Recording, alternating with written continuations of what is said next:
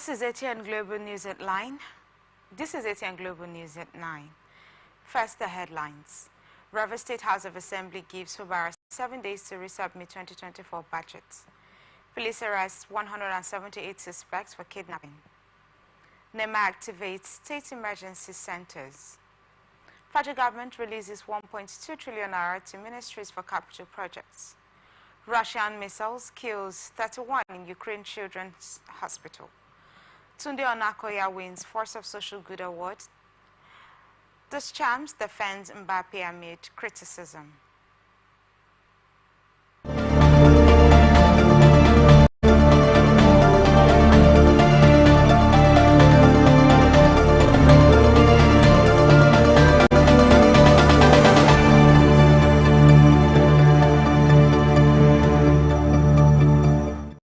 Now the news in details. Rivers State House of Assembly, under the speakership of Right Honorable Martin Chike Amewule, at its first legislative sitting of the second session of the 10th Assembly on Monday, deliberated on the actions and inactions of Governor Fubara, which they averred are in breach of the 1999 Constitution of the Federal Republic of Nigeria, as altered, extant laws and judgment of competent courts of law.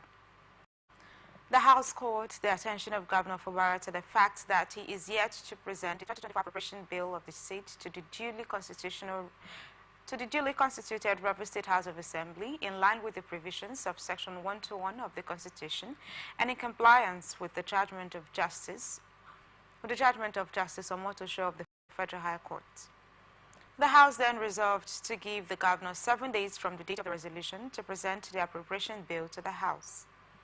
The House also drew the attention of Governor Fubara to his breach of Section 192, subsection 2 of the Constitution, wherein he swore in purported members of the State Executive Council as commissioners, as well as a breach of Section 7, subsection 1 of the Constitution and the Rivers State Local Government Amendment Law 2023, wherein he again swore in certain unelected individuals to manage the affairs of the 23 local government councils in the state, in flagrant disobedience to the Constitution and judgment of Justice Omotosho of the Federal High Courts. The Speaker, Right Honorable Martin Amewule, decried a situation where the Governor, in total disregard to the Constitution and judgment of courts, transacts legislative business with three suspended members of the Assembly who parade themselves as House of Assembly of the state.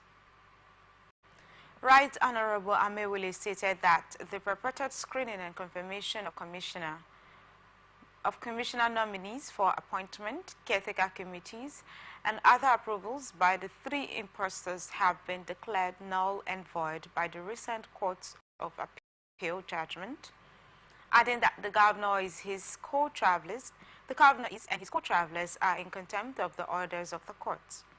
He therefore called on Governor Fubara to do the needful without further delay, as these constitutional breaches constitute gross misconduct and abuse of office. Earlier, the leader of the House, Honorable Major Jack, had presented the judgment of the Court of Appeal to the House. Also today, the chairman of the House Committee on Education presented a report on the Rivers State Education Return of Schools Amendment Bill 2024 to the House. Court of Appeal, sitting in Port Harcourt on Monday, dismissed two appeals instituted by the local government chairman loyal to the Minister of Federal Capital Territory in Nyesom Wike. The appeals were filed by the former chairman of Opobonkora local government area, Enyada Kukigam, and 6 others, challenging the decisions of the High Court regarding the elongation of their tenure. While delivering its ruling, the court ruled that the appeals lacked merit and consequently struck them out. The judgment comes weeks after Governor Siminalayi Fubara swore in the caretaker committee chairman for the 23 local government areas at the Government House in Port Harcourt, the state capital. The governor on June 19 inaugurated the new caretaker chairman hours after the House of Assembly, led by factional Speaker Victor Jumbo, screened and confirmed the nominees. The nomination came amid a renewed political crisis in the state, as former council chairmen have refused to vacate their offices after their tenure expired. Analysts have emphasized on the need for politicians in the state to be law-abiding pending the final judgment. Speaking on Atlantic Television Open Conversation, Wisdom Land expressed his view.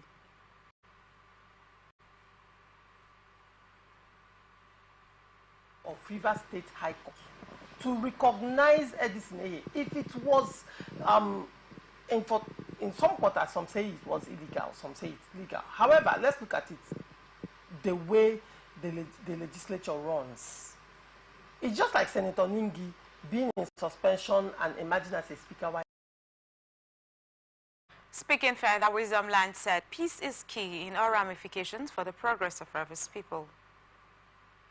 The State High Court, including River State High Court, does not have any justification, does not have the jurisdiction to entertain issues pertaining to River State High Court or pertaining to state houses of assembly, pertaining to governors and presidents, as the case may be. So I am trying to understand what you're saying, and you have also said again that the Amehule is still not the speaker, that his seat is still vacant and still not the speaker. That was why I had to bring out the Rivers State High Court, sitting in Port Harcourt, the state capital, on Monday issued an ex parte order of interim injunction barring the chief judge of the state and the clerk of the State House of Assembly from dealing with the Martins Amewule-led State House of Assembly. The order issued by Justice Jembe Stephen also prevented them from dealing with Amewule and 26 others as members of the Assembly and from acting on any resolutions, articles of impeachment, or communications from them. The suit was filed by the Attorney General of the state as the first plaintiff and the governor of the state, Siminalayo Fubara, as the second plaintiff against Amewule and 26 others as the first set of defendants, and Victor Oko Jumbo and others, Chief Justice of the State and Clerk of the State House of Assembly, and the People's Democratic Party as second set of defendants. The court also ordered all parties to maintain the status quo ante lithium as of July 5, 2024, until the motion for an interlocutory injunction is heard and determined. The court, however, adjourned till July 15, 2024 for the motion on notice for interlocutory injunction. 4 persons have been reportedly killed by trees that fell on them at the popular Jatu Market in Esako West local government area of Edo State. Several others, including traders and shoppers, sustained various degrees of injuries in the incident. ATN gathered that about 4 trees fell simultaneously on traders and customers in the market, following a heavy morning downpour on Monday morning. It was gathered that a mother and her child were among the victims. The chairman of the local government, Marvelous Zibiri, who spoke to newsmen, confirmed that 4 persons lost their lives. Zibiri added that a rescue operation is still ongoing at the scene as the trees are being cut in pieces to ascertain if there are other bodies under the trees.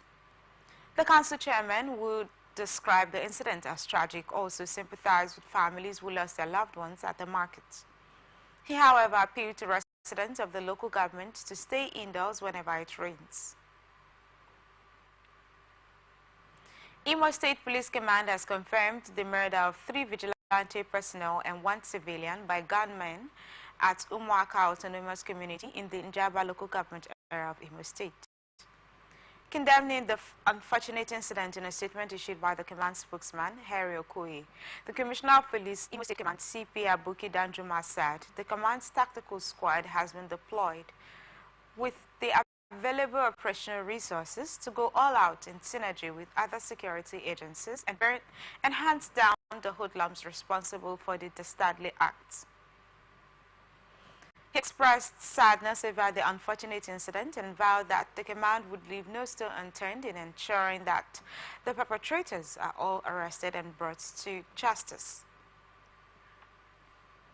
He sympathized with the families of the deceased victims and prayed for the repose of their souls. He also called on the general public, particularly the residents of Njaba, who may have any information that will assist the police in apprehending the hoodlums responsible for the attack, to report the same at the nearest police station. Abia State Ministry of Environment, Umaya, has suspended with immediate effect all service providers, companies and revenue collection agents working for the ministry until further notice. In a statement signed by the Commissioner for Environment, Philemon Ogbonna, said the ministry observed that some persons and companies who did not have government approval to collect revenue have been parading as authentic agents. Reacting to this, a socio-political analyst, John Idumange, expressed disappointment following the looming fraudulent activities in the nation's tax markets, especially from the local government areas. John Idumange, speaking on ATN Sunday, called for active sanctions and measures against tax fraud.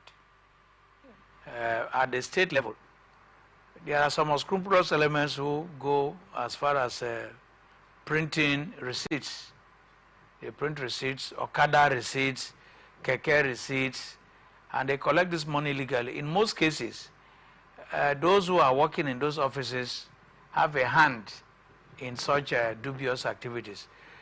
I think we are not there yet, but my advice is that, see, when revenue collection, taxation is a critical component of internally generated revenue. So no government jokes with it. In America, if you are caught, found guilty of tax evasion, you go to prison. There may not be any option of fine because it is the money you collect that sustains your roads, maintains the system, takes care of social welfare. On automated taxation.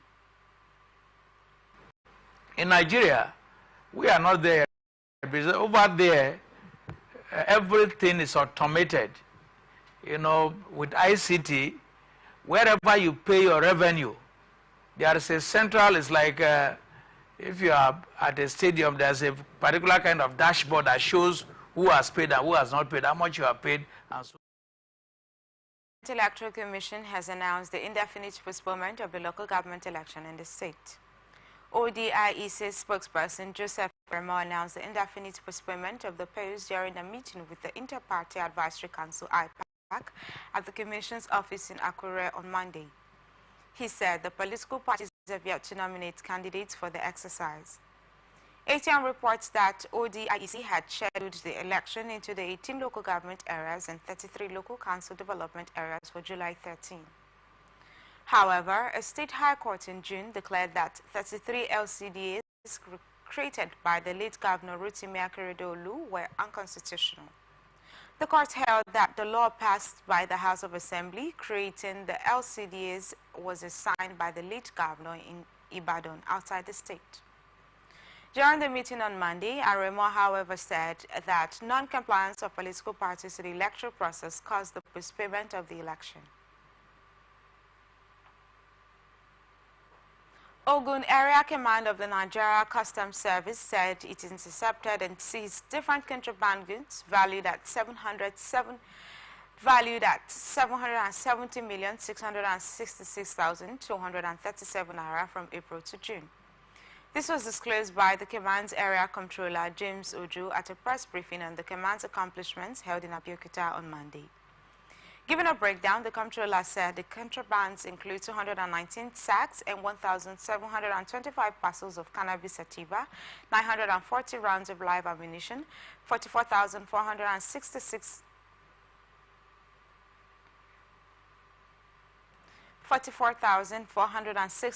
liters of premium motor spirits, 2,227 pieces of pneumatic foreign use tires, and 64 bales and 222 sacks of used clothes. Others are 2,947 cartons of frozen poultry products, 7,015 bags of foreign parboiled rice, 21 units of vehicles, 3 units of motorcycles, and 115 pairs of used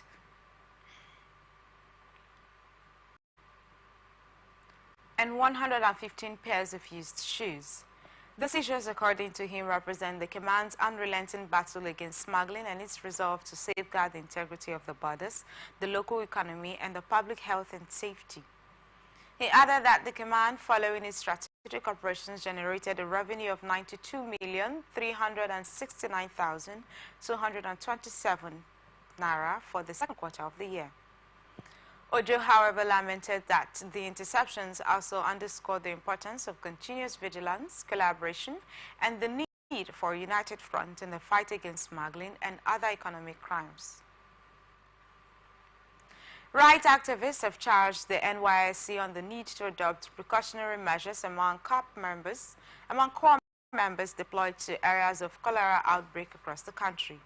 Speaking on Atlantic Television Bewat, a social political analyst Magnus Edo expressed his opinion as regards the safety of core members. Like, can we have preventive measures by the NYC board to say, okay, let's quarantine these states for now. We don't deploy our core members to these states. Let us take that precaution measures.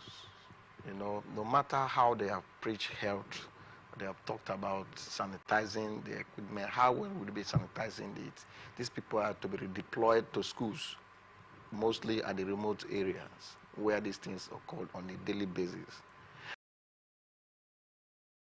And while Magnus Edo tasked both federal and state government on a more proactive participation against the outbreak. Or advise the federal government to look at these areas that are flash states concerning this outbreak in the country and look at it thoroughly, you know, deploy more medical doctors and facilities to this state and ensure that it is completely handled. But for now, I don't think it had been properly handled, because if it had been handled, the much emphasis laid by the commander of the the corps commander to the new corps member will not.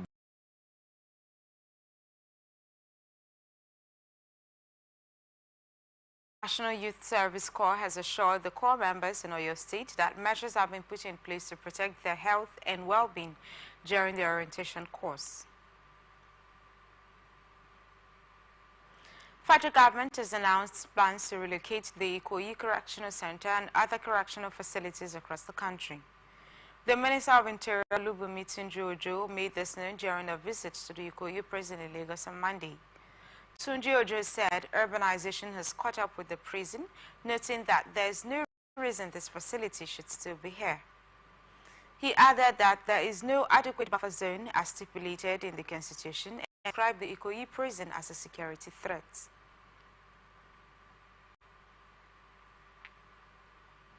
Initiative for Grassroots Advancement in Nigeria has berated the Kogi State government for extending the tenure of Transition Committee Chairman for another 6 months. The Executive Director of NIGRA, Hamza Aliyu, in a statement made available to newsmen on Monday, described the decision of the Kogi State House of Assembly to approve Governor Ododo's request for the Council Chairman to remain in office until January 8, 2025 as undemocratic and uncalled for. Aliyu argued that the issuance of finance, which Governor Ododo cited as a reason for not conducting council elections in Kogi State, is unfounded. He stressed that it is unconstitutional to deny citizens at the grassroots their legitimate right to elect their leaders. He called on Kogi State Governor Usman Ododo to, as a matter of urgency, rescind this extension and make arrangements to immediately organize elections into the local councils to give the citizens, especially youths, the opportunity to practice democracy and strengthen the culture of elections. Ali also called on the Kogi State House of Assembly to ensure that democratic principles and structures are protected and guarded no matter the pressure and circumstances. ATN recalls that the tenure of the 21 Transition Committee Chairman in the Kogi State will expire today, July 8, 2024. National Agency for Food and Drug Administration and Control has seized cartons of aphrodisiac products and enhancement drugs worth 12 million naira in Sokoto State. NAFTA coordinator in the state, Mr. Garba Adamu, on Monday said that the agency's patrol team made the seizures during routine patrol operations across markets in Sokoto and environs. Adamu explained that the products were unregistered, highly unsafe due to dangerous ingredients used in the preparations, and an eyesore because of the blatant use of pornographic pictures on the packages. He appealed to the public to desist from buying such products from unlicensed premises and only patronize registered and safe products from licensed outlets. The coordinator cautioned traders against selling adulterated, counterfeit, unregistered and expired goods to the public, reiterating that NAFDAC would continue the enforcement at all the times. According to him, the operation was also extended to the agrochemicals and cosmetics stores, part of the agency's efforts to ensure that quality and right products were in circulation in the market. He urged Nigerians to always check the NAFDAC registration levels as well as the manufacturing and expiry dates of items before using them. Adamu commended sister agencies, law enforcement agencies, traders associations, individuals and groups for their support to NAFDAC towards safeguarding public health. Plateau State Police Command on Monday said it arrested 178 suspects for crimes ranging from cultism, kidnapping, trafficking, unlawful possession of firearms and ammunition, and armed robbery, among others. It also said out of the 178 suspects, 118 were arrested for cultism on 7th July, said to be their day of celebration and initiation of new members. The command added that the remaining 60 were arrested for other various crimes. Commissioner of Police in the state, Emmanuel Additional, disclosed this while briefing journalists at the command's headquarters in Jos, the state capital. The CP further stated that all suspects arrested are still under investigation and will be charged in court upon the conclusion of the investigation. Chief of Defense Staff General Christopher Musa gave the assurances when he visited Plateau State Governor Caleb Mutfwang at the Government House in Jos on Monday. General Musa told journalists after the visit that Nigerians should synergize with the military in fighting insecurity by ensuring that criminals are exposed and reported to security agencies. On his part, Governor Mutfwang expressed gratitude to President Bola Tinubu on the directives to security agencies that peace must return to the state, a situation which has brought relative peace and normalcy in troubled areas of the state. The CDS was accompanied by senior military officers from the defense headquarters alongside the general officer commanding 3 Division of the Nigerian Army and Commander Operation Safe Haven.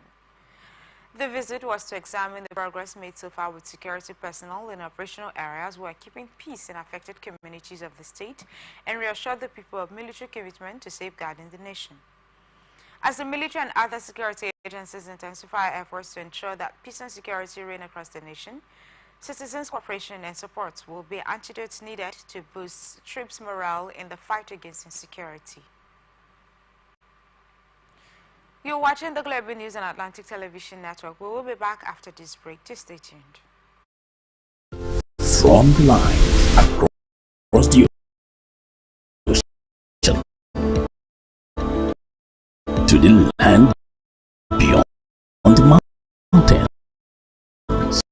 Through the Sahara, we bring on sport news, live analysis, expert discussions on trending stories in politics, business, socio-economy, sports, and documentaries. So catch all the updates on the happenings around the globe.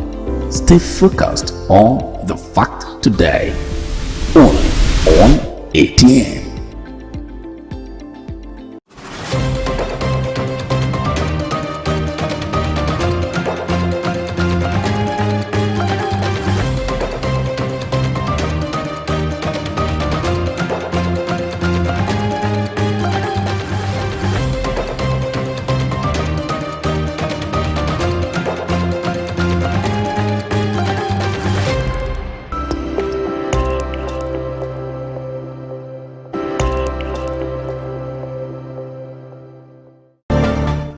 Welcome back. This is the Global News on Atlantic Television Network. Now to the rest of our stories.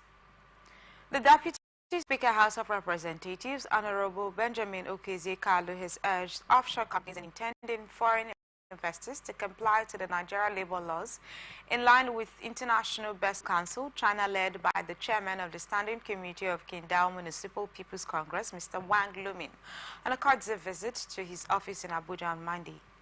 Describing Qingdao as the China's powerhouse in shipbuilding and construction, the deputy also recalled Nigeria's diplomatic ties with the Republic, saying that both countries have collaborated well on issues of mutual benefits.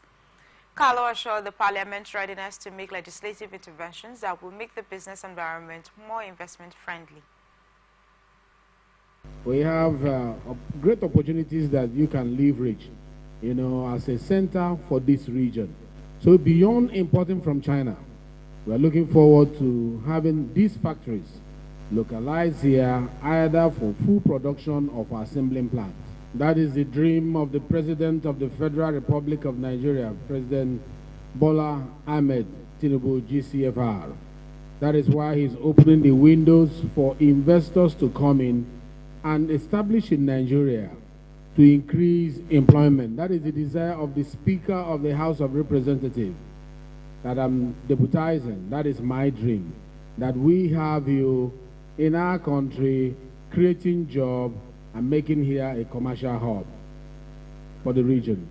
Mr. President was a private sector player, a major private sector player before he joined, before he came to the government house, both at the state and at the federal at the moment. So he understands the problem of the private sector and is really determined, very intentional in making sure that the bottlenecks that will make it difficult for you to invest here in the country, that they are removed.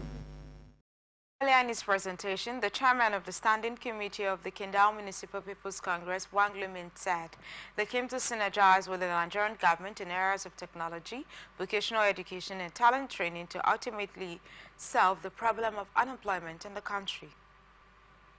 Appreciating the value you are going to bring to the country, which we know you are going to do that. You have taken care of those who are Chinese-owned factories around the country. We have more companies coming to Nigeria. Former Vice President Atiku Abubakar has described Nigerian journalists as beacons of light and unwavering in their duty to hold power accountable. Atiku stated this via his social media handle while condemning the abduction of 2 journalists and their families in Kaduna. The 2023 PDP presidential candidate lamented the continuous assault, arrest, detention, and infringement on the constitutional rights of journalists in the country. According to him, the act underscores the dire state of the nation's security and the gross failure of the leaders to protect citizens. He added that the abductions were indictment of the leaders' failure to secure the safety of citizens and an intolerable breach of press freedom. ATN reports that 2 journalists were kidnapped by bandits in Danhono community in Chikun local government area of the state. Economic and Financial Crimes Commission EFCC has filed an appeal challenging the judgment by the Federal High Court, which acquitted Abiodun Agbele, an associate of the former Ekiti State Governor Ayodele Fayose, and 3 others in the 1.2 billion naira money laundering charge brought against them by the Commission. In notice, the Commission faulted Justice Nnamdi Dingba's ruling, which stated that Agbele, Sylvan McNamara Limited, the Privateer Limited, and Spotless Investment Limited do not have a case to answer. ATN gathered that the defendants are standing trial on a 24-count amended charge bordering on money laundering to the tune of 1.219 billion naira. The 1.2 billion naira is said to be part of the sum of 4.7 billion naira belonging to the federal government and allegedly transferred from an account associated with the Office of the National Security Advisor NSA in the Central Bank of Nigeria. However, in June, Nnamdi Dingba of the Federal High Court Abuja upheld the no-case submission application filed by the defendants. In a notice of appeal, the EFCC, through its prosecuting counsel, Senior Advocate Wahab Shitu, listed 17 grounds of appeal and sought 2 release from the Court of Appeal. First, it sought an order allowing the appeal set aside the ruling of Justice Nnamdi Dingba of the Federal High Court, Abuja, and in its place holding that the 1st, 3rd, and 4th respondents have a case to answer on several counts of the amended charge. The Commission also sought an order directing the 1st, 3rd, and 4th respondents to enter into their defense before the trial court. The EFCC expressed its dissatisfaction with the whole decision of the lower court's June 21 ruling. The Commission said there is overwhelming evidence that 1.219 million naira from the account of the National Security Advisor of Nigeria, domiciled with CBN and earmarked for security purposes and paid into the account of the second respondent by the office of the NSA was unlawfully diverted by the first, third, and fourth respondents to fund Fayoshe's governorship election. In furtherance of its proactive flood risk management, the Director General National Emergency Management Agency, Zubaida Umar, has activated all zonal, territorial, and operation offices of the agency nationwide to work with the state's emergency agencies. The state emergency management agencies within their area of responsibilities to carry out rescue operations and conduct assessment of the situation. A statement from the agency made available to newsmen said the NEMO Zonal Territorial and Operation Office located in Lagos, Ibadan, Ekiti, Abuja, Minna, Jos, Enugu, Owerri, Port Harcourt, Edo, Uyo, Kano, Sokoto, Kaduna, Maiduguri, Yola, and Gombe. At the headquarters, NEMA said it also operates a toll-free emergency contact line, 0800 call NEMA, in addition to its entire social media platforms through which feedback from members of the public can be received nationwide. Consequently, NEMA said search and rescue officers have been deployed across the state and have been providing the much desired support and coordination of rescue operations with SEMAs and other stakeholders in recently flooded areas and communities. The agency also said it is conducting a rapid assessment to determine any further assistance that may be required in the impacted communities. The agency also said that soon after the flood prediction, written all state government with the list of local governments that are at risk outlined actions required to be taken to avert or mitigate the disaster. NEMA emphasized the flood warning while calling on all stakeholders, including the state and the local government, to be prepared for the intensifying of the rain season. Now, business news. Federal government on Monday announced the suspension of duties, tariffs, and taxes for the importation of some food items through land and sea borders. Abubakar Kyari, the Minister of Agriculture and Food Security, disclosed this while announcing a 150-day duty-free import window for food commodities. The commodities the government is prioritizing to benefit from these include maize, husked brown rice, wheat, and cowpeas. The government stated that it would launch the renewed Hope National Livestock Transformation Implementation Committee, which would be inaugurated on Tuesday, 9th July 2024, with a view to developing and implementing policies that prioritize livestock development and ensure alignment with the National Livestock Transformation Plan. The government further promised to ensure importation of only quality produce. It also noted that it plans to scale up support for homeschooling initiatives by the Office of the First Lady of the Federal Republic of Nigeria. In addition to the importation by private sector, federal government will import 250,000 metric tons of wheat and 250,000 metric tons of maize. The imported food commodities in their semi-processed state will target supplies to the small-scale processors and millers across the country.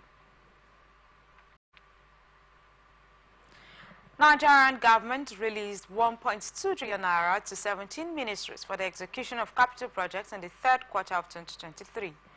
According to the budget implementation report for the third quarter of 2023 released by the Budget Office on Sunday, 75.4% lower than the 5 trillion naira allocated for capital expenditure in the 2023 budget resulted in a deficit of 3.8 trillion naira. The fund was aimed at advancing development and infrastructure initiatives as of September 30, 2023. ATN learned that the capital projects are major investments in physical infrastructure or assets that are expected to provide long-term benefits. These projects usually involve the construction, acquisition, or renovation of tangible assets such as buildings, roads, bridges, dams, schools, hospitals, and other facilities. The report also showed that the ministries only utilized 962.87 billion naira out of the cash backing of 1.23 trillion naira. The ministries of Defense, Works and Agriculture got the highest capital allocations of 189.39 billion naira, 178.62 billion naira and 128.24 billion naira, while the Office of the National Security Advisor, Ministry of Environment and Women got lowest cash backing of 3.93 billion naira, 3.73 billion naira and 5.37 billion naira respectively. Other ministries, including Water Resources, utilized 21.81 billion naira out of 28.27 billion naira disbursed. Education only spent 31.35 billion naira out of 54.03 billion naira allocation. Health spent 34.82 billion naira out of its allocation of 55.77 billion naira.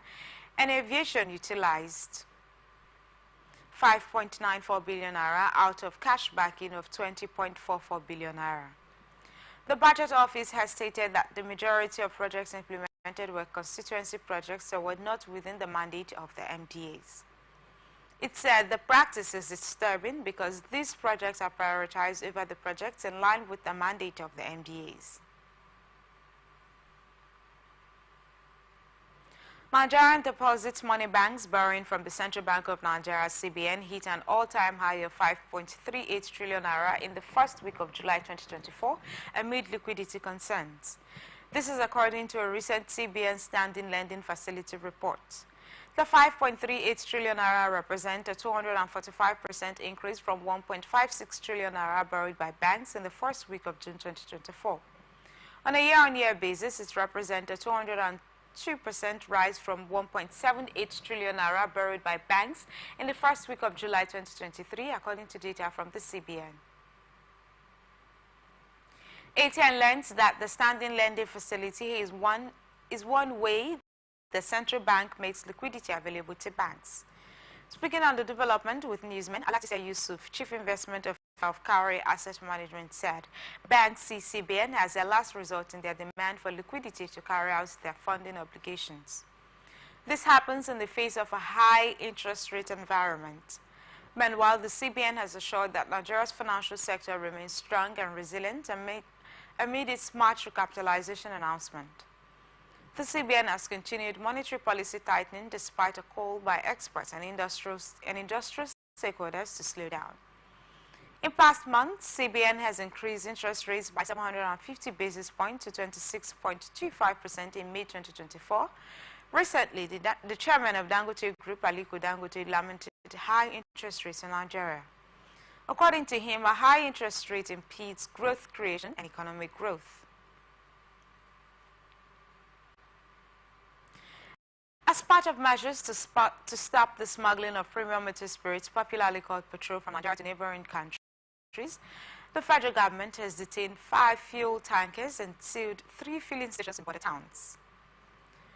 It was also gathered on Sunday that the continued anti-smuggling operations of the federal government through the Nigeria Customs Service had made fuel supply to various border towns, to various border communities to decrease from 32 million liters daily to about 25 million within 2 months.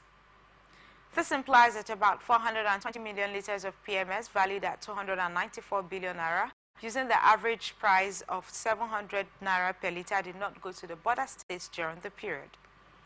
The decrease in PMS evacuation to border states by about 21.86% was confirmed by the Nigerian National Petroleum Company Limited. The National Public Relations Officer, Nigeria Customs Service, Abdullahi Maiwada, told newsmen that the detailed fuel tankers and sealed filling stations had been handed over to the Nigerian Midstream and Downstream Petroleum Regulatory Authority for further investigations. He also denied claims that about 1,800 filling stations in the north had been shut down in protest against the continued anti-smuggling operations of the NCS. When asked if the service was still carrying out its anti-smuggling operations against fuel smuggling, Maiwada replied that the NCS is still carrying out its anti-smuggling operation effectively and continuously. Maiwada denied claims that the tankers had been released to members of the Independent Petroleum Marketers Association of Nigeria due to pressure from IPMAN, but stated that the trucks were handed over to the oil sector downstream regulator.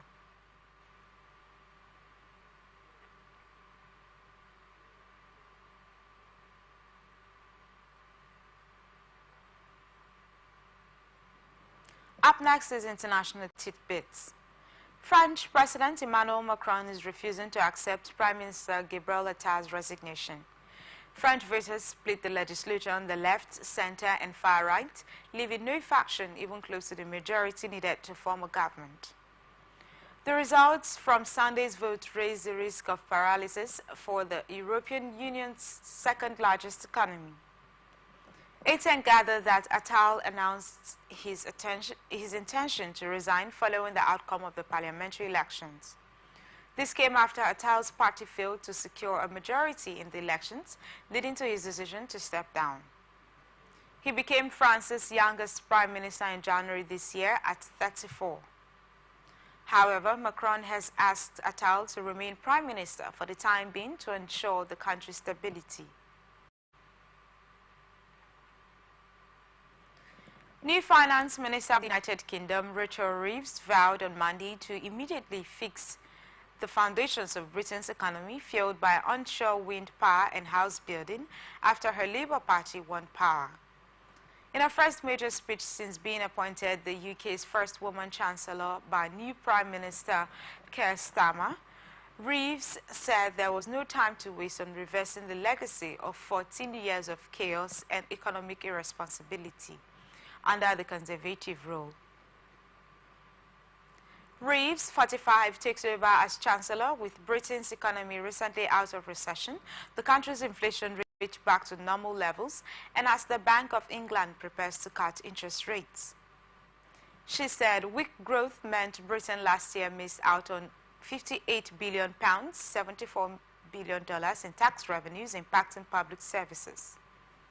Reeves stressed that growing the economy would occur alongside robust fiscal rules, with Britain's debt having ballooned in recent years owing to huge state spending caused by the COVID-19 pandemic and surging energy prices.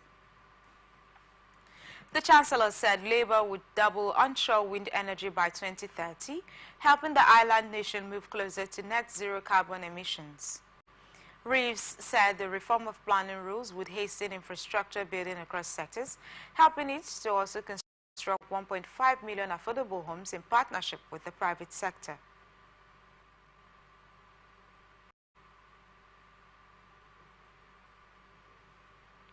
Russia struck cities across Ukraine on Monday with a missile barrage that killed 31 people and heavily damaged a Kyiv Children's Hospital in an assault condemned as a ruthless attack on civilians.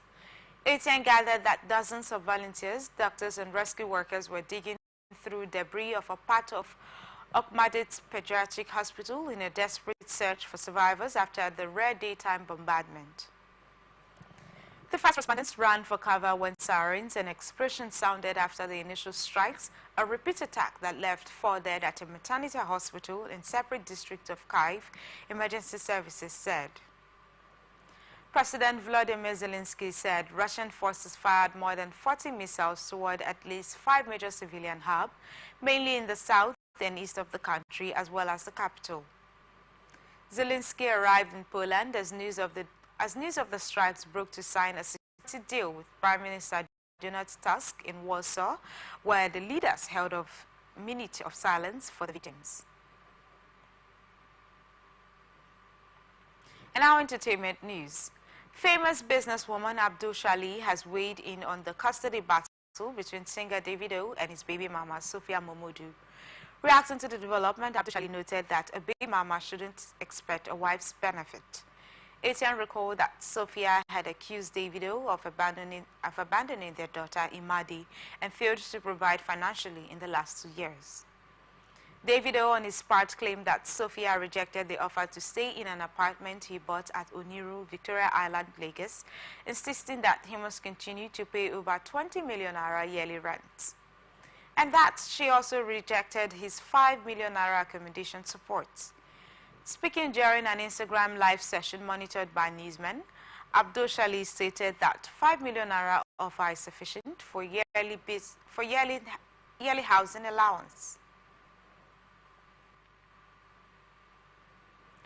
2024 Trend Up Award saw a high-stakes conflict as popular critic Very Dark Man and the Guinness World Record-holding chess master Tunde Onakoya competed for an award along with other notable figures. ATN learned that the Trend Up Awards is renowned for recognizing influencers, content creators, and brands excelling in leveraging social media across various fields and platforms. ATN recalled that in April, Onakoya gained attention by breaking the world record for the longest chess marathon in Times Square, New York City, playing for over 58 hours. Very Darkman, on the other hand, is a vocal opponent of social vices, using his platform to speak out against injustices and advocate for societal change. Both Tunde Onakoya and Very Darkman competed in the highly competitive Force for Social Good category at the Trend Up Awards, but Tunde Onakoya won. They faced off against prominent figures like Nigeria's leading health influencer Aproko Doctor, Kokun Foundation's philanthropic founder Adepeju Olukokun, renowned humanitarian Osita Popkan, and dance choreographer and humanitarian Sheyi Oluyele. The outcome has sparked lively discussions on social media, with some praising Onakoya's win and others believing Very Darkman was the more deserving nominee.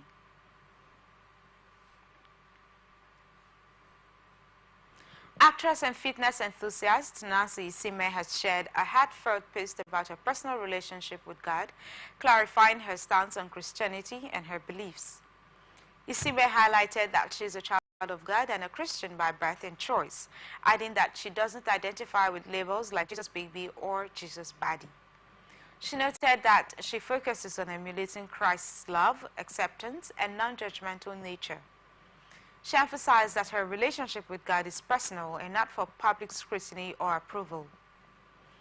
Isime also extended a message of inclusivity, respecting people's diverse religious beliefs and encouraging love and understanding. Popular singer and Square Paul Okoye, aka Rude Boy, has advised men to work hard to make money and marry rich women when they finally accomplished their goal. He lamented that the rate at which women are demanding financial stability from men before getting into a relationship or marriage with them was alarming.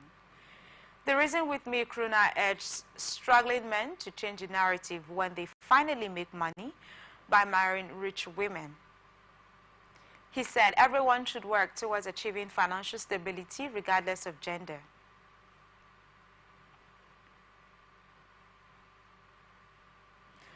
Here now is ATN Sports News.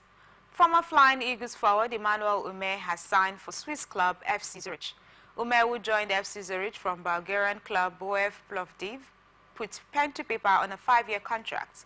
The 19-year-old spent 2 years at Botev Plovdiv, having arrived at the club from Russian outfit FDC Vista. The striker won the Bulgarian Cup with Botev Plovdiv last season. Ume scored 11 goals and provided 3 assists in 47 appearances for Botev Plovdiv. The right to win graduate featured for the Flying Eagles at last year's FIFA U20 World Cup in Argentina. Nigeria's Super Falcons have kick-started preparations for their first appearance at the Women's Olympic Football Tournament in 16 years, as the camp in the city of Jerez de la Frontera outside Sevilla come alive with most of the invited players in camp. With 12 players at breakfast today, team administrator Mary Oboduku said that 2 more players were being expected at the team's hotel Barcelo Monte Castillo Golf and Resort. Team captain Rashidat Ajibade and the first-choice goalkeeper Chiamaka Nadozie are at the head of the squad already in camp, with goalkeeper Tochukwu Olueyi, defenders Chidinma Okeke and Nicole Payne, midfielders Christy Uchebe, Tony Payne, Deborah Abiodun, and Jennifer Echegini, and forward Esther Okoronkwo also in. Alternate players, goalkeeper Morufua Ademola and forward Gift Monday are also in camp. Defenders Osinachi Ohale and Michelle Alozie were being expected at the team's hotel Monday afternoon. The 9-time African champions who last played at the Women's Olympic Football Tournament in China in 2008 will take on reigning Olympic champions Canada in training match in Sevilla on Wednesday, 17th July.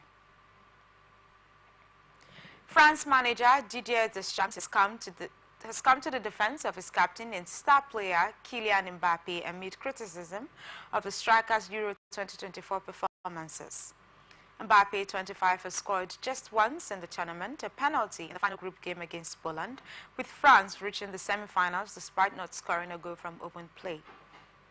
The Champs substituted Real Madrid's latest signing in extra time for their quarter-final win over Portugal on penalties, with Mbappe saying he asked to be taken off.